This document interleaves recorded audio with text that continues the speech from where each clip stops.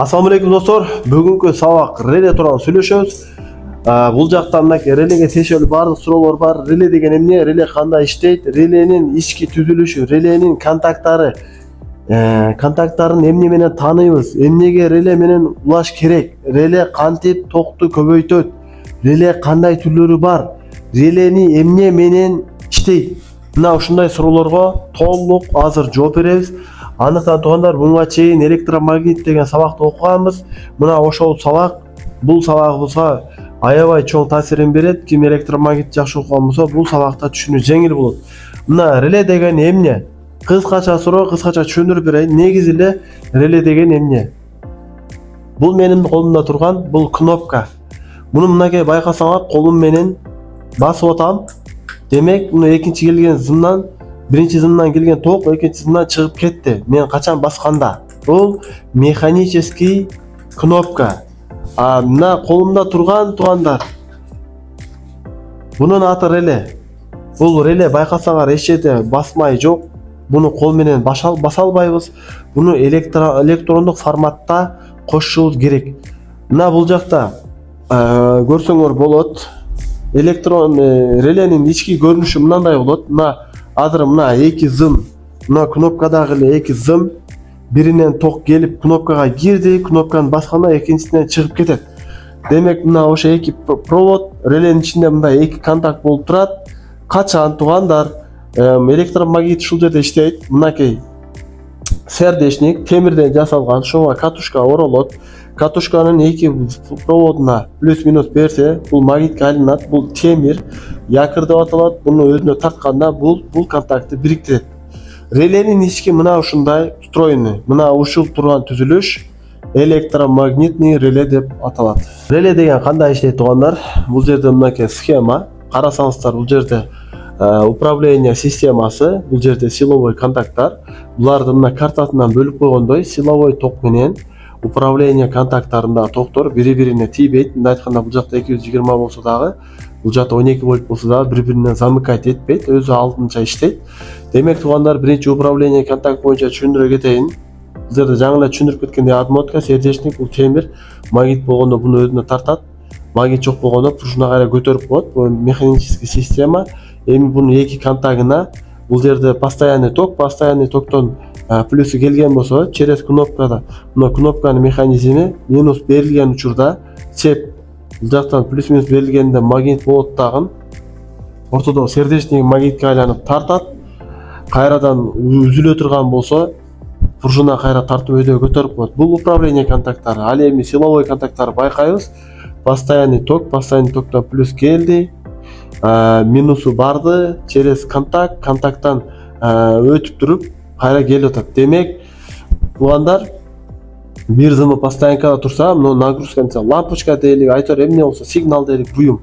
Массасы кнопкага реленин силовойуна кирип кайра чыкты. Айтор плюс-минус айырмасы жок. Эми качан реле иштегенде ушу силовой контакт кошулуп атат. Кошулган учурда бул жактан келген ток кнопкадан кошулуп, анан мына сеп жашыл болгондо бул жагына эки жагына тең плюс-минус келип, буюм иштеп атат. Реле иштеш системасы ушундай. Реленин көрүнүшү кандай гана болбосун, чоң, торпуштуу, круглый система бирдей эле иштейт. Силовой контакттар жана управление контакттар болуп бөлүнөт. Реле өздүк боюнча эки түргө бөлүнөт, ал боюнча алдыда дагы айтып берем. Реленин ички түзүлүшү: реле 4 контактуу, 5 контактуу реле. Туура кылып айтканда, 1 положение реле, 2 положение реле. Андыктан туугандар, бул эмне үчүн 4 контакт же болсо 1 положение реле? Себеби бул ортодо турган 12 вольт деген отмотка качан плюс-минус берсе, буну магнит өзүнө тартат, бир кызматты аткарып атат. Ошондуктан мунун 4 контагы менен 4 контакт аталып калган. Ал эми аткарган кызматы боюнча 1 положение реле болуп аталат. Экинчи релебиз дал эле ошондой электромагнит 85-86 плюс-минус берсек, бул турган контакт бул контактка кошулат. Бирок реле иштебей турган мезгилде 30-чы контакттын контагы 88ге тийип турат. Демек, реле өчүп турганда да 30дан берилген ток 88ден чыгып турат. Качан реле кошкондо bundan ажырап 87ге чыгып турат. Демек, бул реле эки кызматты аткарып атат. Ошол себептен эки положение реле же болбосо мынакей 5 контактуу реле деп аталат. Реленин эки положение реленин эми доскада кандай иштешин көрсөтүп коеюн. Мисалы бул жерде фаранын схемасы. Бул жерде карасаңар 1 2 3 4 контакт, бул жерде 1 2 3 4 5 контакт. Эми ушу эки реле биригип бир схема болот.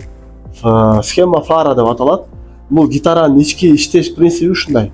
30-контакттан 12 вольт плюс келди. Реле өчүп, ошол 88ден чыгып 30-контактка келип турду. Биздин бул релебиз ближний реле болду дагы. Управлениясы мынакей. Эки реленин тең управлениясын бирден контакттарын алып плюска берип койду. Демек буга минус берсек бул реле иштейт, буга минус берсек бул реле иштейт. Демек бул реле өчүп, бирок келген питание 30-дан өттү. Бул жерде постоянный питание бар. Релеге минус берсек буга плюс өттү. Байкайбыз, бул жерге плюс келди, бул жакта минус постоянный. Эми буга минус берсек бул реле иштеди. Бул контакттан келген ток бул контакттан чыгып турчу, bundan үздү да буга өткөзүп койду. Демек бул реле өчкөн жок, управлениясы. Бирок бул жака келген питание өчүп калды. Себеби бул контактты алып мындай берилип аткан ток бул жерден үзүлдү дагы, бул жака аттап өтүп калды. Демек туугандар, бул жерде ближнийге келип аткан ток өчтү дагы, дальнийге ток келди. Демек туугандар, мына ушул схема бир положение реле жана эки положение коюлуп фарага мына ушундайча иштейт. Туугандар, мен мына ушул схеманы чийдим. Мен мына ушул схемалардын мына контакттарын чийип атабыз, бирок ушул контакттарын кантип таанойбуз? Булар эмне менен көрсөтүлөт? Бул ар бир контакттын өзүнүн номерлери бар. Мен азыр чийип берем, толук түшүндүрүп берем. Азыр бул жерге бир положение реле, эки контакты силовой, бунун номери 30, бунун номери 87, управление контакттары 85, 86. Бул жерде экинчи релени чийебиз. Силовой контакт, ортодо үчөө силовой, управление. Бул 85, 86, бул контакт айылы 30, бул 87, ортодо контакт номери 87А. Мына байкап турганыңарда туугандар, бул жерде ар бир реленин контакттарына мындай номер берилип атат. Мисалы, аварийканын релесин элестетели. Аварийканын релесинде 3 контакт болгон болсо, D, C, L болушу мүмкүн. Эми туугандар, мына ушундай номерлер менен же буквалар менен ар бир контактка түшүндүрмө берилет. Эми туугандар, ар бир контактка мүнөздөмө бере турган болсом, 4-контакттан баштайлы. Силовой контакт дегенде схема боюнча 30-контакттан ток киргизет дагы, дайыма реле ошкондо 87ден чыгат. Мындай айтканда, бул управление плюс-минус бергенде магнит пайда болот, 30-ду 87ге кошот. Эгер 87ден ток берип 30дан чыгарып кетсе да болот, бирок схема боюнча 30дан киргизе 87ден чыгарат. Буга берилген плюс-минустар эгер алмашып калса дагы эч нерсе болбойт. Эми экинчи релебизде дал ошондой эле 30-контактка силовой келет, 87ден чыгып кетет. Качан биз управленияга плюс-минус бергенде. Бул жака плюс-минус бербеген учурда 30дан берилген питание 87Адан постоянно чыгып турат. Качан реле кошкондо 87Адан үзүп 87ге кошулат. Демек туугандар, релени мына ушул цифралар менен тааныйбыз. Качан биз схема издегенде дагы мына ушундай цифралар менен чыгат. Ошол цифралардан карап үйрөнөбүз. Эми туугандар, эмне себептен бул цифраларды жатташ керек? Бул жака назар салабыз. Бул жерде байкайбыз.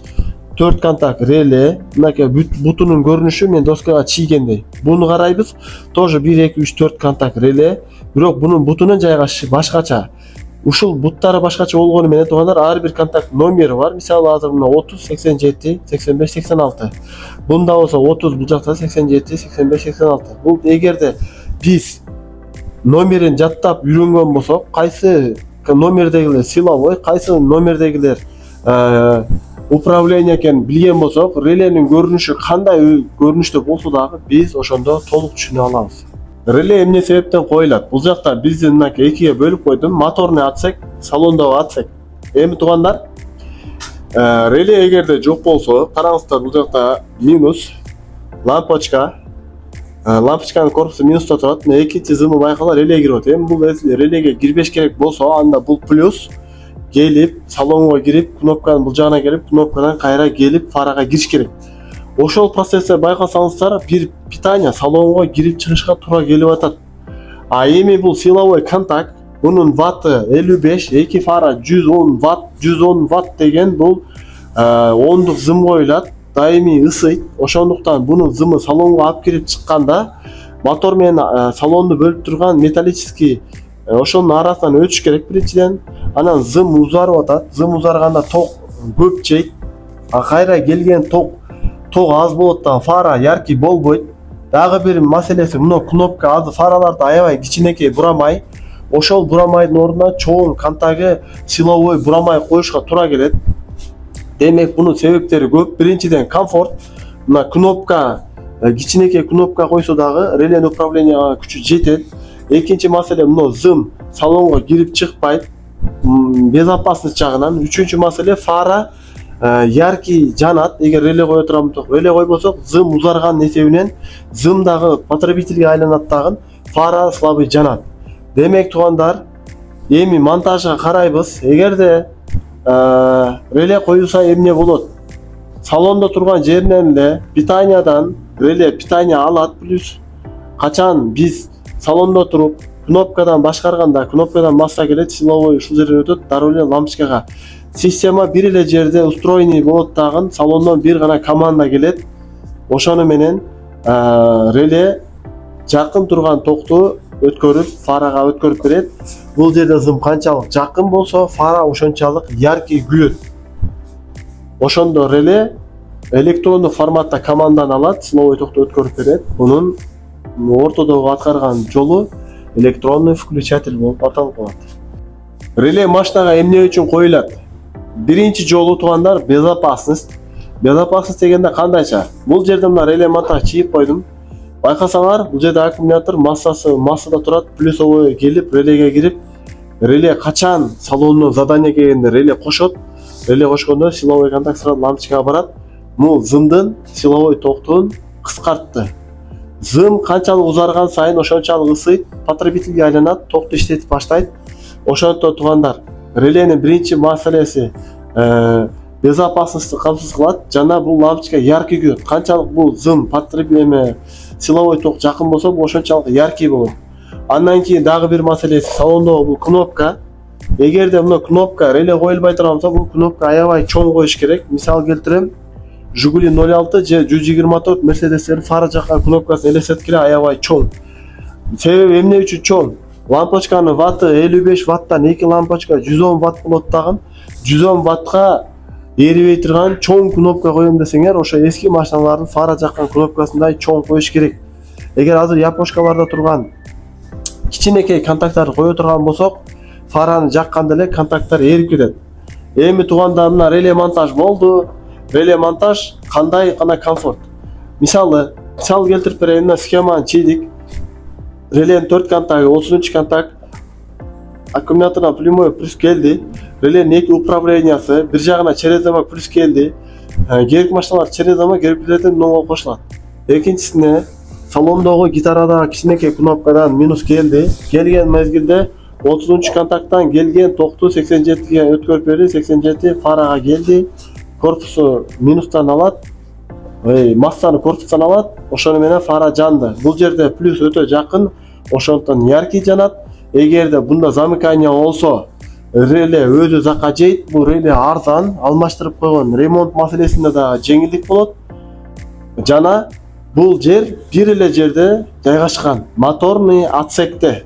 Моторный отсекти ачабыз. Бул зым закка жебейт. Бул зым закка жеген болсо бат бүтөт. Бул контакттар закка жаса бат бүтөт. Айтор ремонт маселеси боюнча дагы өтө жеңилдик болот. Эмнеге реле менен уланыш керек деген суроого мен алдыңкы видеодон бир аз түшүндүрө кеттим. Эми түшүндүрө кетейин, дагы бир сыра толук болсун. Туугандар, машинада мынакей фара деген деталь, лампочка, эми бул жакта гитара деген запчасть. Туугандар, машина ремонт болгондо эгерде гитара бузулуп калса, гитаранын баасы чоң акча турат. Мисалы, гитара орточо айтайын, Toyota Camry 35-тин гитарасы 2000 сом турат. Эми эгер мына без реле коюлса, бул контакт барып, гитараны кнопкага барып, кайра кайтып келет. Демек, бул лампочка тура эмес коюлуп, же бул жерде каратышка болсо, же дагы бир нерсе болсо, биринчи орунда кнопка эрийт, гитарада кнопка эрийт. Гитарада кнопканы оңдош үчүн ошо кнопканы алмаштырыш керек. Ал кнопка орточо эсеп менен ошо 2000 турган болсо, Эгер бир реле кое турган болсок, реле арзан буюм. Релени базардан 150 сом, ашып кетсе 200 сомго аласыз. Жана алмаштырганда ар бир эле инсан алмаштыра алат. Себеби реленин өзү көрүнүшү мындай болот туугандар. Карасаңыздар эч кандай изолента оролбойт, контакттары менен болот. Фаранын релесин таап үзүп туруп, жаңы релени мынтип улап койсок, ошо менен бул эрип кеткен контакттары алмашып кетет дагы, кайрадан иштей берет. Эми ошондуктан туугандар, реле койгондун бирден бир максаты безопасность жагынан болсо, экинчи жагынан ремонт маселесинде дагы өтө жеңилдик болот. Ошондуктан машинадагы ар бир буюм предохранитель жана реле менен коюлат. Эмне үчүн дегенде, даимий контакттар, дайыма кошулуп кайра ажырап турган контакттар, булар баягы сваркага окшоп эле дайым мынтип кошулуп ажыраганда өзүнө шлак байлайт же бул контакттын бетки катмары жугарып барат дагы, кийин контакт кошулса дагы бири-бирине жетпей калат. Ошол мезгилде ал контактты алмаштыруу керек болот. Ошондой мезгилде эгер реле турган болсо, негизги контакттын ордунда, анда релени алмаштырып коюу арзан жана бат болот. Реле кантип токту көбөйтөт? Бул схемада да реле жок. Негизги токту азайткан буюмдар кандай болот? Мисалы, аккумулятор 100% тогу бар. Мына бизе фарабызга минусовой прямой мас барды, жакын, бирок электрондуу буюм минус жана плюс менен иштегендиктен экинчи контагы аккумулятордон чыкты. Бул жерде предохранитель коюлду. Предохранительде 2 контакт бар. Андан чыгып кнопкада киргенде бир контакт, дагы бир контакт, ушул 2 контакт болду. Анан келди дагы бир контакт. Эми туугандар, ушул жерде маселе ар бир контактта уже келип аткан ток 5%, 10% тогунун күчүн жоготот. Себеби зым, мисалы, 100% ток өткөрөт десе, алюмин мисалы 70% өткөрөт. Латону 80% өткөрөт. Ар бир материал ар түрдүү өткөрөт жана ал бүтүн болсо 100 өткөрөт. Эгер бир нерсе кыркылып кайра уланган болсо штекер менен, ал уже 80 өткөрөт. Ошентип отуруп, ар бир уланган жерде токтун өтүүсү начарлай берет. Плюс келди, бул жерде начарлады, контакттан начарлады, кайра келди. Эми маселе жарым тогуну контакттар азайткан болсо, дагы жарым маселени бул зым. Бул зымдын моторный отсектен чыгып, аккумулятордан чыгып, салонго кирип, салондон кнопкадан фарага келгенге чейин ортодо 4 метрден ашык зым бар. Зым канчалык узарган сайын бул зым потребительге айланат, токту иштетүүчүгө айланат. Себеби зымга ток бергенде зымдын айланасында электромагнит пайда болот. Ошол зымдын айланасында электромагниттер өзүнө потребитель катары кабыл алат дагы, бул зымдагы ток, бул тартылган зым өзү ток иштетип баштайт. Өзүңөр билгендей эле, кандайдыр бир спираль болсо, спиральдин бул жагынан кирген ток экинчи жагына чыкканга чейин, мисалы, ошол спираль өзү ысып канча ток иштетсе, ошонча, мисалы катары мына спиральды көрүп турганда плюс-минус, бул жагына плюс, бул жагына минус бергенде, эки питания келгенде бул спираль ошол экөөнөн кирген токту толук иштетет. Бирок бул спираль атайын ысыйтырган материал болгон үчүн толук иштетет. Бул зым болсо ысыйтырган материалдарга кирбейт, бирок ошентсе дагы айланасында өзүнө магнит тала создавать этет. Эмне себептен магнит тала создавать этет? Электроникада негизи магнит тала бар. Ошол магнит тала автоматтык түрдө пайда болгондо ток ошол жерде өзүнүн 100% күчү фарага келгенге чейин 80%га айланып калат. Эми туугандар, мына ушул эле монтажга биз дароо реле монтаж кыла турган болсок, кандай өзгөрөт? Биз ортого реле койдук. Реле койдук дагы. Управленияны бир жагына койдук. Кандай? Эми туугандар, биринчи маселе бул жерде аккумулятор реле фарага чейин аралык 1,5 метрге кыскарды. Негизи эле общий 1,5 метрге айланды. Эми бул жерде да контакт бар да деген маселе жаралат. Ооба, контакт бар, бирок бул жерде зым, бул жактан келген зым управленияга гана иштеп калды дагы. Силовой контакттар, мисалы, аккумулятор жанында турат. Бул жерде аккумулятор жанында эле предохранитель турган щит, ошо жерде реле турат, реледе эле предохранитель турат. дароо эле фарага чыгып кетет. Бул аралык орточо эсеп менен 1,5 метр аралык. Ошол жакын болгондуктан бул жака азыр 100% тогубуз бул жерге потеря болбой келет. Себеби бул зым кыска болгондо бул зымды ысыбайт биринчиден. Канчалык зым кыска болсо ошончалык ысыбайт. А ысыбаган реле токту иштетпейт. Реле мына ушинтип ортодо усилителге айланып калды. Бирок на самом деле бул болгон 100% токту 100% бойдон өткөрүп берди. Болгону удачный жерге туруп калды. Аралыкты кыскартып калды. Аралыктан бир гана реле башкарылат, а реле болсо силовой токту өткөрүп берет. Бул жерде да реле электронный включательный кызматын аткарат, бирок бул жактагы результат маселесинде бул усилитель катары аталып калды. Реленин кандай түрлөрү бар? Мына бул жерде көп реле турат. Байкайбыз, мына бул жерде 24 реле турат, 12 вольт реле турат, мынакта 220 реле турат. Айтор, туугандар, реленин түрлөрү ар түрдүү боло берет, размерлери ар түрдүү боло берет, бирок аткарган жумушу баягы эле жумуш. Управление, силовой контакттар, номерлерин жаттайбыз, ошо номер менен көрсөтүлөт. Эми туугандар, ушул жерде бир маселе жаралат. 12 вольтто мен номерлерин чийип бердим, бирок 220 же 24 бир аз башкачараак болуп калышы мүмкүн. Бирок ар бир релени, качан мына релеби мисалы, мына реледи байкасаңар, мына белги электроотмотканы түшүндүрөт. 85-86 бул жакта мына чийип койгон. Мына релеге да чийип койгон мынакей. Силовойлор кайсы, электромагнит кайсы? Мына да чийип койгон. Кайсылар силовой, кайсылар электромагнит. Ошол үстүндөгү схемасына карап релени улай бересиңер. Ар бир реле өзүнчө схема берет. 12 вольтто баягы эле 4 контакт жана 5 контакт реле схемасында кетет. Чоң вольттордо иштеп атканда алардын кнопкаларына, схемаларына, ар бир контакт номерине караш керек. Туугандар, реле эмне менен иштейт? Эмнеге бул суроо эң акырында берилип жатат? Себеби туугандар, реле электронный буюм. Бул нерсеге оңой эле электрониканын жардамы менен иштейт. Бирок массасы постоянный болуп, плюсу келеби же плюс постоянный болуп, массасы келеби, ал айырмасы жок. Могу түрдүү релелердин байкайбыз туугандар. Мисалы, мына контактта 4 контакт бар, мына контактта 5 контакт, мына контактта 12 контакт бар. Бул контактта дагы көп. Мына ушундай контакттар өзгөрүп кетти туугандар. Эми ушул контакттар эмне менен иштейт? Токтору каяктан берилет? Туугандар, ар бир реле аттуунун бардыгы плюс жана минус эки эле ток менен иштейт. Эгер мунун контакттары 12 штук болуп аткан болсо, бунун эки эле контакт релени кошконго иштейт дагы. Калган релелери бири силовой, бири выход, бири силовой, бири выход болуп 4 кызматты, 5 кызматты аткара турган болуп кете берет.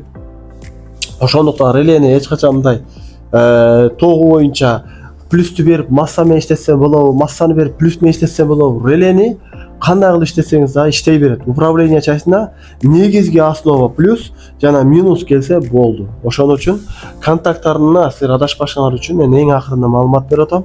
Реле боюнча туугандар каяктан маалымат алсаңар болот. Баягыдай эле туугандар, биз Google менен иштейбиз. Адамдарга эмнеге Google'ду үйрөтөбүз? Себеби Google ар бир эле адамда бар. Ошондуктан Google'дан эгер маалымат издесеңер же жоготуп алсаңар дагы маалыматты Google'га кирип жазсаңар чыгат. Кандай гана бир буюмду реле жөнүндө маалымат алам десеңиз, мисалы реле жөнүндө маалымат алгыңыз келди. Что такое реле десек, мисалы Википедия биринчи орунда чыгарат. Мына все деген жерди басабыз. Бул жерде туугандар сайттарда эң достоверный информациялар кирет. Бул жерге эң көп адам киргенде, көп убакыт ушунун ичинде отурганда, ошол сайт адамдарга керек экен дейт дагы сайтты көтөрөт.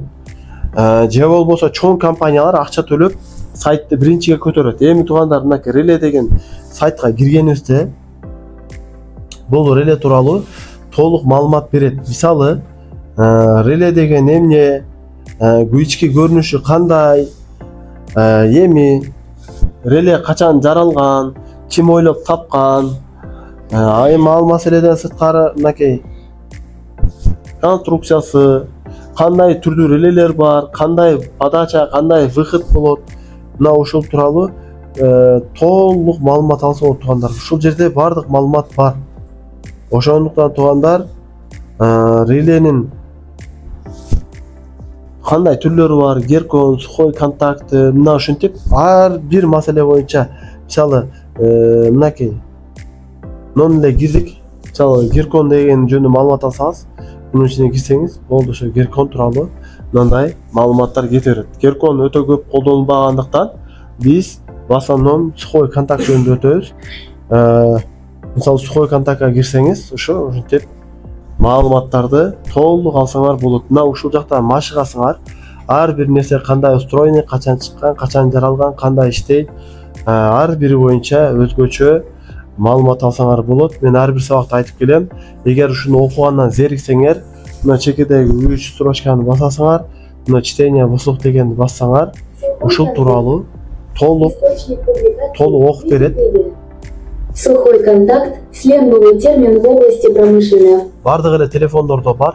Мына ушинтип маршруткада жүргөндө же жумуш кылып атканда маалыматты салып, кулакка салып, ошол тууралуу толук маалымат алса болот. Андыктан баарыгы керек.